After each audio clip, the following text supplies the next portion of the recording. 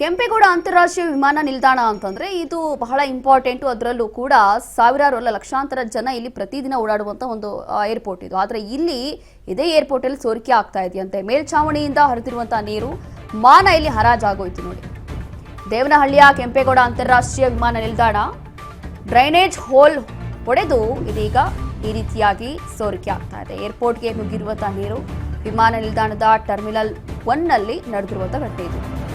ನೀರು ಹರಿಯೋದನ್ನ ಮೊಬೈಲ್ನಲ್ಲಿ ಸೆರೆ ಹಿಡಿದಿದ್ದಾರೆ ಪ್ರಯಾಣಿಕರು. ಈ ವಿಡಿಯೋ ಈಗ ಸಾಮಾಜಿಕ ಜಾಲತಾಣದಲ್ಲಿ ವೈರಲ್ ಆಗ್ತಾ ಇದೆ. ಪ್ರಯಾಣಿಕರೇ ಖುದ್ದು ಹರಿಬಿಟ್ಟಿರುವಂತಹ ವಿಡಿಯೋ ಇದು. ಡ್ರೈನೇಜ್ ಸಮಸ್ಯೆ ಬಗೆಹರಿಸಿ ಅಂತ ಹೇಳಿ ಇದೀಗ ಈ ರೀತಿಯಾಗಿ ವಿಡಿಯೋನ ಪೋಸ್ಟ್ ಮಾಡಿದ್ದಾರೆ. ಏರ್ಪೋರ್ಟ್ ಆಡಳಿತ ಮಂಡಳಿ ಹತ್ರ ಕೇಳ್ಕೊತಿದ್ದಾರೆ, ಡ್ರೈನೇಜ್ ಸಮಸ್ಯೆ ಆಗ್ತಿದೆಯಲ್ಲ ನೋಡಿ. ಇದು ಯಾವುದೋ ಬೇರೆ ಯಾವುದೋ ದೃಶ್ಯಗಳಲ್ಲ, ಇದು ಇಂಟರ್ನ್ಯಾಷನಲ್ ಏರ್ಪೋರ್ಟ್ ನಲ್ಲಿ ಇರುವಂತ ಈ ಒಂದು ಸಮಸ್ಯೆ ನೋಡ್ತಾ ಇದೀವಿ ದೃಶ್ಯಗಳನ್ನ. ಅದರಲ್ಲೂ ಕೂಡ ಒಂದು ಅಂತಾರಾಷ್ಟ್ರೀಯ ವಿಮಾನ ನಿಲ್ದಾಣ ದೇವನಹಳ್ಳಿ ಅಂತಂದ್ರೆ ಅದರದ್ದೇ ಆದಂಥ ಒಂದು ಗತ್ತಿದೆ, ಅದಕ್ಕೆ ಆದಂಥ ಒಂದು ವ್ಯಾಲ್ಯೂ ಇರುತ್ತೆ. ಆದರೆ ಇಲ್ಲಿ ನ್ಯಾಷನಲ್ ಲೆವೆಲಲ್ಲಿ ಮಾನ ಹರಾಜಾಗ್ತಾ ಇದ್ದಾರೆ ಅನ್ನೋವಂಥದ್ದು ಇಲ್ಲೇ ಗೊತ್ತಾಗುತ್ತೆ. ಯಾವ ಮಟ್ಟಕ್ಕೆ ನೀರಿಲ್ಲಿ ಸೋರಿಕೆ ಆಗ್ತಾ ಇದೆ.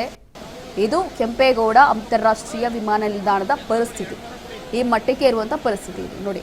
ಈ ವಿಡಿಯೋನ ಈಗ ಸೋಷಿಯಲ್ ಮೀಡಿಯಾದಲ್ಲಿ ಅಪ್ಲೋಡ್ ಮಾಡಿದ್ದಾರೆ ಪ್ರಯಾಣಿಕರು. ಅಪ್ಲೋಡ್ ಮಾಡಿ ಮೊದಲನೇದಾಗಿ ಡ್ರೈನೇಜ್ ಸಮಸ್ಯೆ ಬಗೆಹರಿಸಿ ಅಂತ ಹೇಳಿ ಏರ್ಪೋರ್ಟ್ ಮಂಡಳಿ ಹತ್ರ ಮನವಿ ಮಾಡಿಕೊಂಡಿದ್ದಾರೆ. ಈ ರೀತಿಯಾಗಿ ಮೊಬೈಲಲ್ಲಿ ವಿಡಿಯೋ ಮಾಡಿ ಸೋಷಿಯಲ್ ಮೀಡಿಯಾದಲ್ಲಿ ಹಾಕಿ ಅದಾದ ನಂತರ ಒಂದು ರೀತಿಯಾಗಿ ಇದು ನ್ಯಾಷನಲ್ ಲೆವೆಲಲ್ಲಿ ಮಾನ ಹರಾಜಾದಂಗೆ ಆಯಿತು. ಅದರಲ್ಲೂ ಕೂಡ ಬೆಂಗಳೂರಲ್ಲಿ ದೇವನಹಳ್ಳಿ ಇಂಟರ್ನ್ಯಾಷನಲ್ ಏರ್ಪೋರ್ಟ್ ಅಂತಂದರೆ ಹೇಳಿದ್ನಲ್ಲ, ಅದಕ್ಕೆ ಅದರದ್ದೇ ಆದಂಥ ಒಂದು ಗತ್ತಿದೆ, ವ್ಯಾಲ್ಯೂ ಇದೆ.